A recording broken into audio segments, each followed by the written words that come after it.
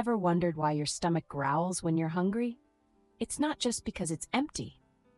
That growling sound actually comes from your intestines. Your digestive system is always at work, pushing food, liquids, and even air through a process called peristalsis. But when your stomach is empty, those same movements make noises as air and digestive juices swish around. And when you're hungry, your brain tells your stomach to prepare for food, kicking digestion into high gear. So, next time your stomach speaks up, just know it's simply your body's way of saying, "Hey, feed me."